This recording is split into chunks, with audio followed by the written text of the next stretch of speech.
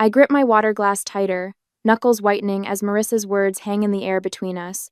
So next week I'll be moving into your place, she says with a casual smile, as if announcing she's switching to almond milk or taking up jogging, just until I figure things out. The champagne pops open beside me, my father beaming as he pours the bubbling liquid into crystal flutes I've never seen before. My mother's china, the set she saves for Thanksgiving and Christmas, gleams under the chandelier light. The table arrangement should have been my first clue. Something was happening. Marissa seated at the head of the table. The formal settings, the champagne chilling. This isn't Sunday dinner. It's an ambush. I've already started packing, Marissa continues, accepting a flute from Dad with a gracious nod. It shouldn't take more than a day to get everything moved in. My parents exchange pleased glances across the table, nodding along as if this is the most reasonable plan in the world. As if my consent is merely a formality, already given. To new beginnings, my father says, raising his glass. Everyone lifts theirs in response. Everyone except me. The garage boxes make sense now. 3 days ago, I'd found them stacked against the wall, oversized plastic tubs labeled Marissa's winter clothes and Marissa's books. When I texted her about them, she'd brushed it off. Just temporary storage, she said. Just until she found more space in her apartment. I should have known. Just like I should have known what it meant when I confronted my parents about paying Marissa's rent for the 3rd time this year. She's going through a rough patch, Mom had said, waving away my concerns. That's what family does, we help each other. I hear my mother's voice from last week, the phone call I wasn't supposed to overhear while waiting in her kitchen. Eden is so lonely in that big house, she'd told Aunt Sarah. She needs her sister's company. It's perfect timing, really. Perfect timing. As if my life exists solely to accommodate Marissa's latest crisis. I set my water glass down carefully, reaching for my purse on the floor beside me. The trembling in my hands has nothing to do with nervousness and everything to do with fury. Why do you look so serious? Marissa laughs, her eyes darting briefly to our parents. This is good news for both of us. You get company, and I get to save on rent for a while. My fingers closed around the manila envelope I'd brought, the one I'd almost left in the car, thinking tonight wasn't the right time. But there is no right time with my family. There is only their time, their plans, their expectations. The tremor in my hand steadies as I place the envelope on the table. Actually, I say, my voice calmer than I feel. I have news too. My parents' expressions shift instantly. My mother's smile falters, eyes narrowing slightly. My father lowers his champagne glass, forehead creasing with concern. The change is subtle but unmistakable, the united front forming against the daughter who isn't following the script. What kind of news? My mother's tone carries a warning. Don't ruin this. Don't be difficult. I feel the weight of the familiar labels hovering in the air. Selfish, difficult, uncaring. The stakes of defiance are clear. Disagree and become the family villain. Again. Looking at their expectant faces, I realize this pattern has defined my entire life. Marissa takes. I give. My parents enforce the transaction. The roles never change. The lines never shift. Until now. I place the manila envelope in the center of the table, my fingers lingering on the edge. The room falls silent, my family's anticipation hanging heavy in the air. What's that? My mother's voice carries a hint of irritation, as if my interruption is derailing an already settled plan. This, I say, carefully withdrawing the papers inside, is the sale agreement for my house. I sold it last week. I have 30 days left before I move. The silence that follows is absolute. Marissa's champagne glass slips from her fingers, shattering against the hardwood floor. No one moves to clean it up. My father's mouth opens and closes like a fish suddenly finding itself on dry land. You what? Marissa finally whispers. I flip through my phone, pulling up the Pinterest board I discovered this morning. Interesting timing, isn't it? While you were planning to move in, Mom and Aunt Sarah were already designing your future bedroom in my house. I turn the screen toward them, displaying their meticulous board labeled Marissa's new room. My throat tightens as I watch recognition flash across their faces. 9 years of saving every possible penny, working overtime, sacrificing vacations and new clothes, all to afford that house, my dream home. And to them, it was just another resource to be redirected to Marissa. My father stands abruptly, towering over me.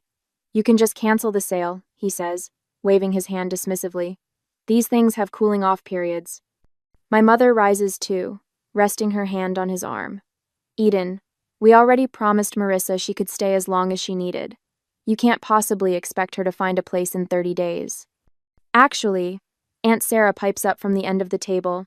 We were going to move most of her things next Tuesday while you were at work, just to make it easier for everyone. The coordinated betrayal steals my breath. I glance at Dorothy, my mother's oldest friend, sitting uncomfortably beside Aunt Sarah. She stares fixedly at her plate, avoiding eye contact with everyone. You can't do this, my father says, his voice hardening. What about your property taxes coming due? You know I always help with those. The implied threat isn't subtle. His one annual contribution to my finances dangled now as leverage. Eden, my mother says softly, her voice taking on the concerned tone she uses when discussing unstable people. I'm worried about you. This kind of impulsive decision-making isn't like you. Are you feeling all right? Have you been taking care of yourself? I recognize the strategy immediately. If not compliant, then possibly unwell. It's a familiar path in our family dynamic, one that's kept me in line for years.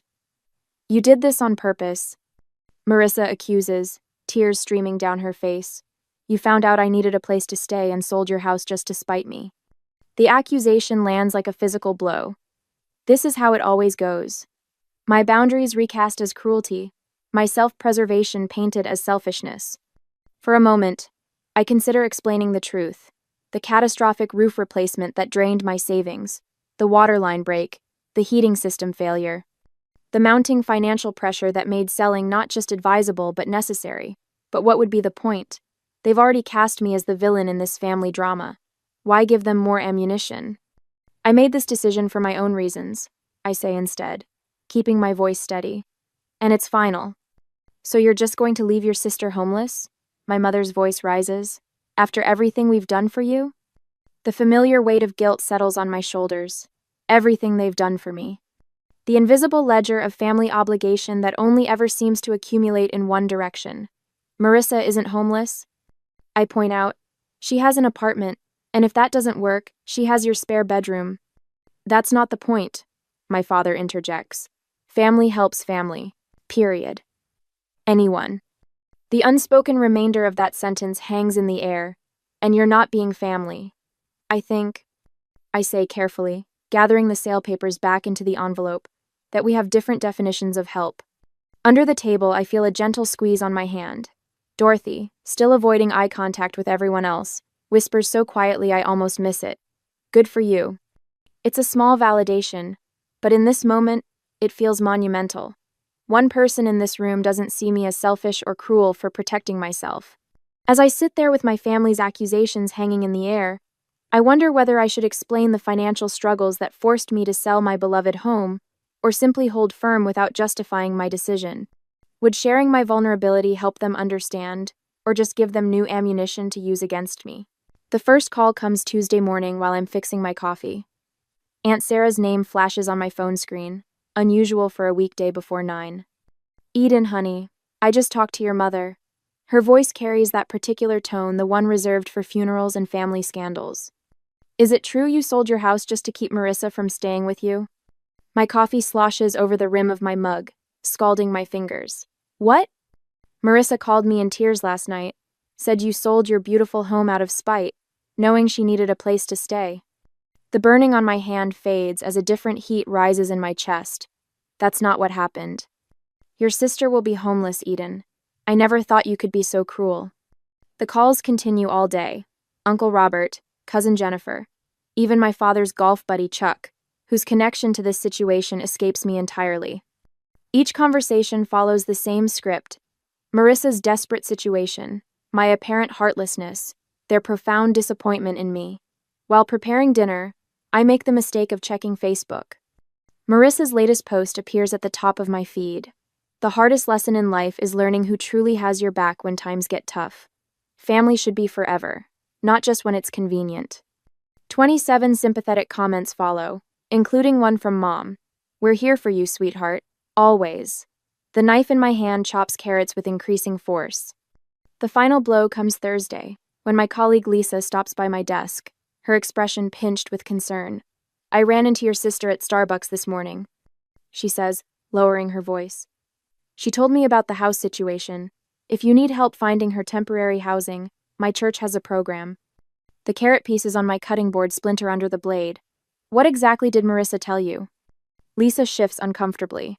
Just that she's facing homelessness because of some sudden decision you made. She seemed really upset. My jaw tightens so hard it aches. Thanks for your concern, Lisa. But Marissa isn't homeless. She has an apartment, and parents with a 4-bedroom house. After Lisa leaves, I lock myself in the bathroom stall, hands trembling as I text my sister. Stop telling people I'm making you homeless. It's a lie and you know it. Her response arrives instantly. You're selling the house I was counting on. What would you call it? The roof replacement came first, $11,000 I hadn't budgeted for, when the March storms revealed leaks in 3 different rooms. I emptied my vacation fund and took a small loan, telling myself it was a one-time emergency. Then the water line broke in April. $8,200 for emergency repairs and landscape restoration. I canceled plans to visit my college roommate in Arizona, picked up weekend marketing work for a local realtor, and ate ramen for dinner more nights than I care to admit. The heating system failure in June was the final blow, $5,000 I simply didn't have. Each night after work, I'd sit at my kitchen table, surrounded by spreadsheets and bank statements, calculating and recalculating figures that refused to balance. The crying started around then. Silent tears that came only after midnight, when I was certain no neighbors walking dogs might glance through my windows and see the truth that the woman they waved to each morning, the one who always appeared composed and capable, was falling apart behind closed doors. My reflection in the bathroom mirror each morning reveals the caused dark hollows beneath my eyes that concealer can't quite hide, collarbones more pronounced against my blouses. When my pants began slipping at the waist, I punched new holes in my belt, rather than buy smaller sizes. Temporary situation, temporary solution. While maintaining this facade, I pack my home each evening. 9 years of memories sorted into keep, donate, and trash. Books that once lined entire walls now fill boxes stacked in corners. The wedding photos of friends, the graduation pictures of cousins, the vacation snapshots all bubble-wrapped and nestled in containers labeled with blue marker. Through it all, I document everything. Bank statements in chronological order. House repair invoices filed by date and category. Text messages screenshot and saved. A fortress of paper proof against the siege of family fiction. While packing my office bookshelf, I find it a framed photo I'd almost forgotten. Me, standing on the front porch of this house, the day I signed the mortgage papers, keys clutched in my hand, smile threatening to split my face. The realtor had taken it as a surprise, catching the exact moment I realized I'd actually done it, purchased a home entirely on my own. I traced the frame's edge, remembering that feeling. Pride without a hint of apology. Accomplishment without anyone else's approval attached. I place it carefully atop the nearest keep box, this tangible reminder of what I built and what no one can diminish. The doorbell rings Saturday afternoon, while I'm wrapping dishes in newspaper. Through the front window, I spot my parents' Buick in the driveway, Marissa's red compact behind it. No warning text, no courtesy call. I consider not answering, but the knocking grows more insistent. When I open the door, they file in like funeral directors, solemn, judgmental, prepared to manage a difficult situation. Mom spots the boxes immediately. You're really going through with this madness. I fold the newspaper around another plate, securing it with tape. The closing is in 3 weeks. Your sister needs you. Mom's voice rises slightly. You've always been selfish, but this is beyond understanding. Your sister needs you. The plate in my hands remains steady, though something shifts inside me. I've spent my entire life being told what Marissa needs. The words emerge calmer than I feel. Did anyone ever ask what I need? Dad clears his throat. Eden, be reasonable. I need financial stability. I need to sleep at night without panic attacks about bills. I need to not drain my retirement fund for house repairs I can't afford. I continue wrapping dishes methodically. Unlike past confrontations, I don't stop what I'm doing to give them my full attention. I don't offer beverages or comfortable seats. I continue my work while they stand awkwardly in my half-packed kitchen. We're your family, Mom says, voice wavering between anger and disbelief. Yes, you are. And I've never once asked you for money. Not for college, not for my first apartment, not for this house, and not for the repairs that drained my savings. For once, they have no immediate response. Marissa stares at the floor, unable to meet my eyes. Dad examines the ceiling as if architectural features have suddenly become fascinating. I realize with startling clarity that I no longer need their approval or understanding. The constant ache for validation I've carried since childhood has quieted, replaced by something sturdier. When I stand to reach for another stack of plates, I notice my posture has changed. Shoulders back, spine straight, eyes level with theirs instead of downcast as usual. The physical manifestation of an internal shift. Dorothy arrives that evening with Thai food and 2 bottles of wine. She helps me pack photo albums while sharing stories of her own sister, the one who didn't speak to her for 3 years after Dorothy refused to co-sign a loan. Family patterns are the hardest to break, she says, carefully wrapping a crystal vase my grandmother left me. But sometimes breaking them is the only way forward. Monday brings an unexpected text from my colleague Thomas. Need help moving? Got a truck and strong back. Family often sees us least clearly. Just say when. That afternoon, Barbara, my financial advisor, emails confirmation of my townhouse application approval. Based on your financials, this move reduces your housing costs by 42%. The right decision for your long-term security. Call if you need anything else. The contrast strikes me as I review these messages over dinner. These people ask what I need, rather than telling me what to give. They offer specific help instead of vague demands. That night, I spread my financial documents across the dining room table: bank statements, repair invoices, property tax assessments, retirement account withdrawals. Everything meticulously organized, the complete picture of my financial reality. Tomorrow's family meeting won't be an intervention for me, but a reckoning with facts they've chosen to ignore. My one advantage remains unspoken. The sales agreement includes a 30-day rent-back clause.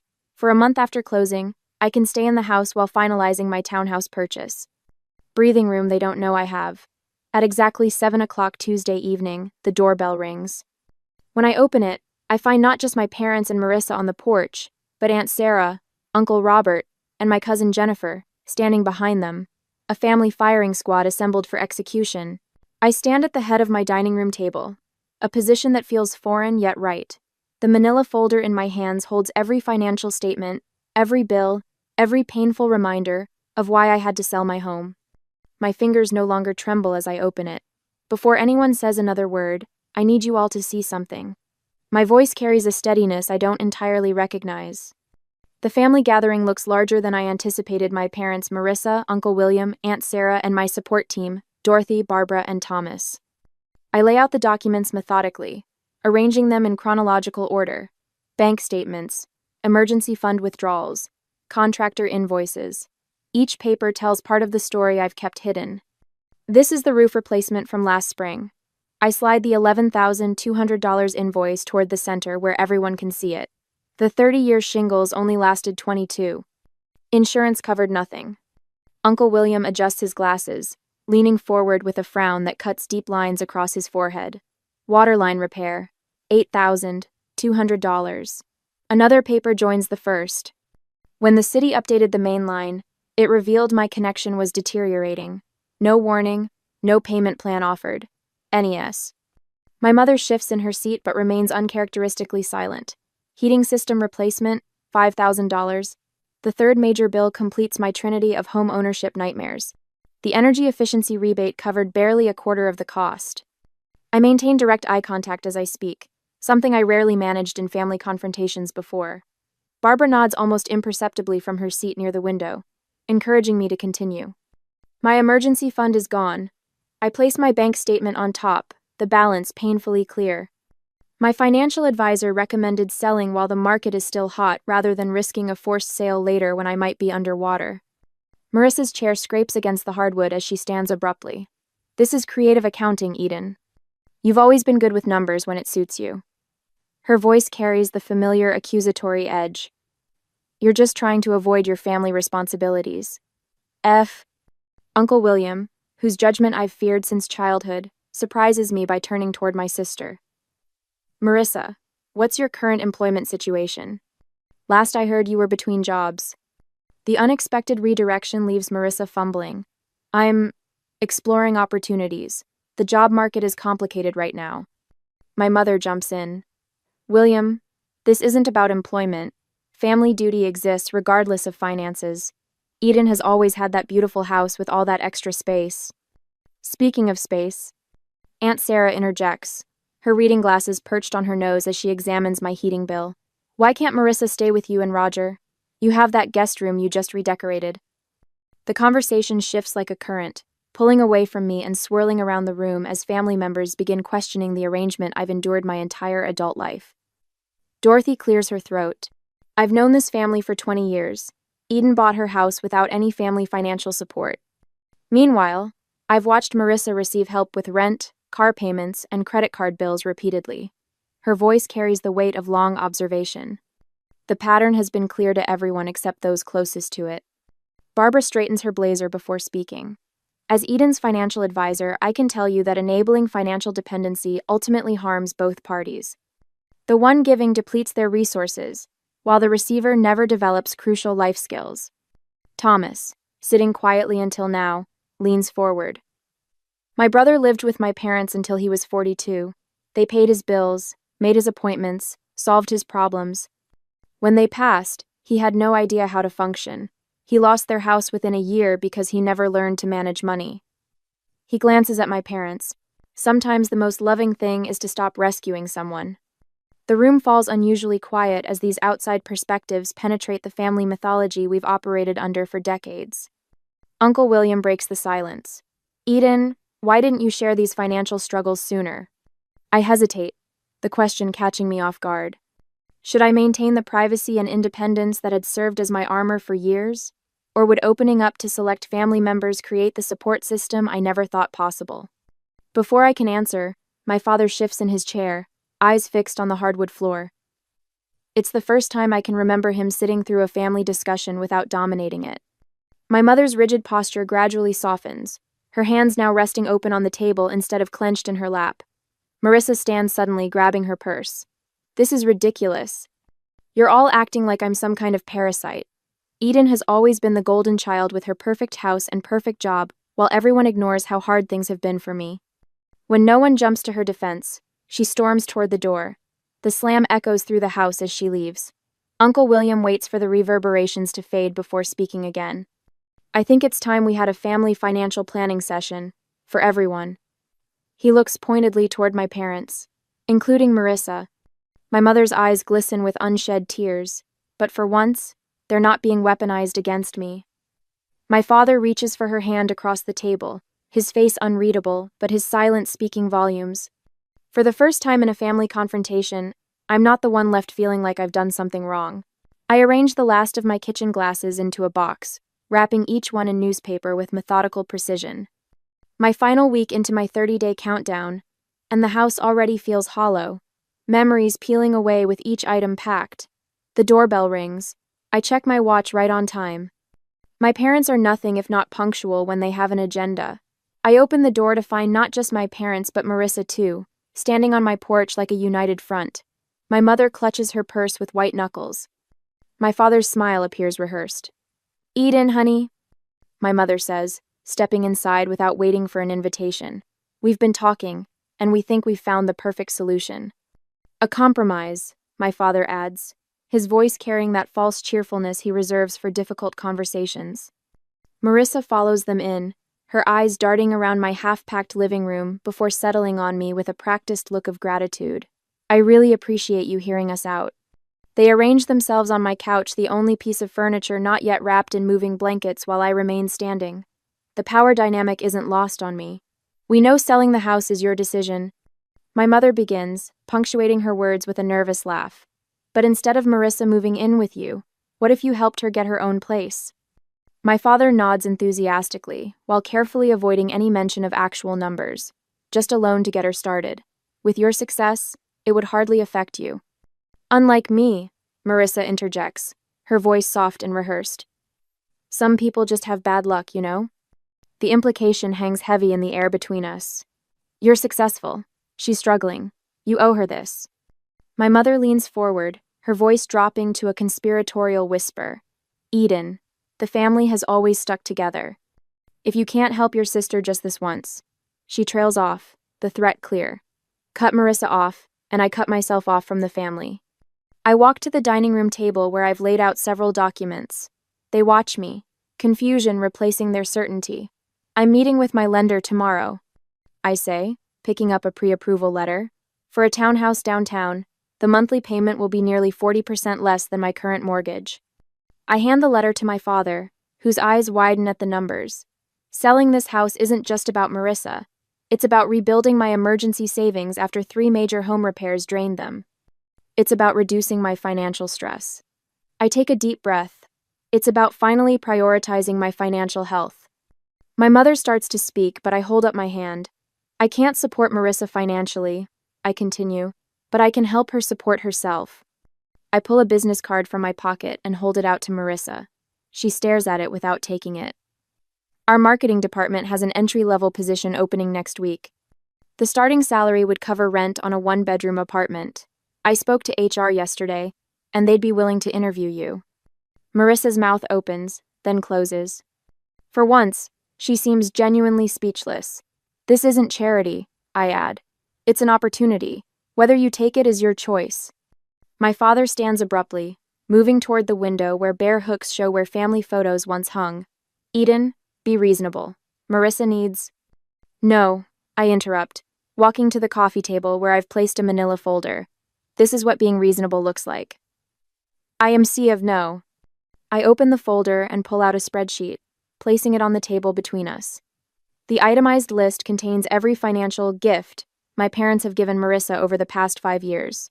Car payments, rent supplements, credit card bailouts. The total at the bottom, circled in bright red, makes my mother gasp. I compiled this from the conversations you've had in front of me. I suspect the actual total is higher. My father picks up the paper, his forehead creasing as he studies the numbers. This isn't love, I say quietly. It's dependence, and it's hurting both of you. My father opens his mouth to object, then falls silent, his eyes fixed on the spreadsheet. We just wanted to help her, my mother whispers, tears welling in her eyes. The best help is teaching someone to stand on their own, I reply, my voice steady despite the hammering in my chest. You taught me that once, remember?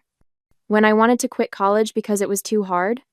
The memory hangs between us, my father refusing to let me move back home, when calculus overwhelmed me, insisting I find a tutor instead. We're doing you no favors by making life too easy, he'd said then. Strange how principles change when applied to different daughters. The silence stretches, broken only by the sound of packing tape from the box I'd abandoned when they arrived. Finally, my father puts his arm around my mother's shoulders. We should go, he says quietly. They walk to the door, my mother not quite meeting my eyes. Marissa hesitates, looking back at the business card still in my hand. I don't need your charity job, she says, but there's less conviction in her voice than usual. I place the card on the entryway table. It's not charity, it's opportunity. She turns away, but as she follows my parents out, I catch her slip the card into her purse when she thinks I'm not looking. The door closes behind them. I stand in my half-empty living room, listening to their car start and pull away. The silence feels different now, not hollow, but open, expansive. I sink onto the couch, running my hand over the familiar fabric. Tomorrow it goes into storage until I move into the townhouse. 9 years of memories in this house, and now an uncertain future lies ahead. I feel both liberated and isolated, triumphant and alone. The family dinner next month looms in my mind. Will they even still want me there? Has this confrontation permanently altered our relationships? The answering machine light blinks with 3 new messages. Probably more relatives calling to weigh in. I ignore it, focusing instead on the business card Marissa took. One small step. Perhaps the first of many. I stand in the center of my downtown loft, savoring the space around me. Sunlight streams through the industrial windows, warming the hardwood floors beneath my bare feet. 3 months ago, this place felt foreign, a compromise rather than a choice. Now it feels like the home I never knew I needed. Another box checked off the budget, I tell myself, updating my financial tracking app. My mortgage payment appears in green, a full 30% less than what I paid for the Craftsman. Barbara's weekly check-ins have transformed what was once my greatest source of anxiety into a structured ritual I actually look forward to. The kitchen island holds my newest purchase, a professional-grade camera that would have remained a distant wish in my old financial reality. My first photography class starts tomorrow evening, the course catalog still open on my tablet. I run my fingers over the camera's textured grip, permission to create rather than just survive. My phone buzzes with a reminder. Sunday dinner at my parents'. I feel the familiar tightening in my shoulders, then consciously release it. These dinners have changed, just as I have. Later, I step through my parents' front door carrying a bottle of wine, rather than my usual tension headache. Dad greets me with a hug that feels genuine instead of perfunctory. "Eden, come see what your sister brought," he says, his voice carrying none of the comparative undertones that once filled our interactions. In the dining room, Marissa arranges flowers in a simple vase. She looks up, her smile reaching her eyes. "They gave me my first business cards today," she says, pulling one from her pocket. "Assistant marketing coordinator. Sounds fancy for someone who mostly makes coffee runs, but I'm learning so much." She hands me the card proudly, without the defensive edge that once colored her accomplishments. My mother appears in the doorway, carrying a casserole that isn't placed strategically closer to Marissa's place setting. "Tell us more about the social media campaign you mentioned last week," Mom says, looking directly at Marissa. Then she turns to me. "And Eden, how was your photography class?" I blink, still adjusting to the novelty of balanced attention. As we eat, I notice my father asking thoughtful questions of both daughters, not just fawning over Marissa's every word. 1 week later, laughter fills my loft as Dorothy raises her glass. "To homes that shelter us and boundaries that protect us," she toasts. Around my coffee table sit Thomas, Barbara, Uncle William, and me, my chosen family, alongside the blood relative who surprised me most. Dorothy presents me with a frame containing 2 photos, me signing my original mortgage papers 9 years ago, and me holding the keys to this townhouse. 2 brave beginnings, she says softly. 2 very different women, I add, recognizing how much I've changed. The following weekend finds Marissa and me at my kitchen table, surrounded by spreadsheets and calculator apps. "So if I put away 15% of each paycheck, I could have first and last month's rent by January," she says, chewing her lip as she runs the numbers again. Our parents sit on my sofa, watching this scene with a mix of pride and regret. "We should have done this years ago," Mom admits quietly. "We thought we were helping, but we were hurting both of you in different ways." Dad nods, his eyes revealing the difficult journey of unlearning decades of enabling behavior. As I watch Marissa calculate her budget with determination I'd never seen before, I wonder about the fine line between helping and enabling those we love. Is it ever possible to find the perfect balance between supporting family and maintaining healthy boundaries? Or must we sometimes allow others to struggle so they can truly grow?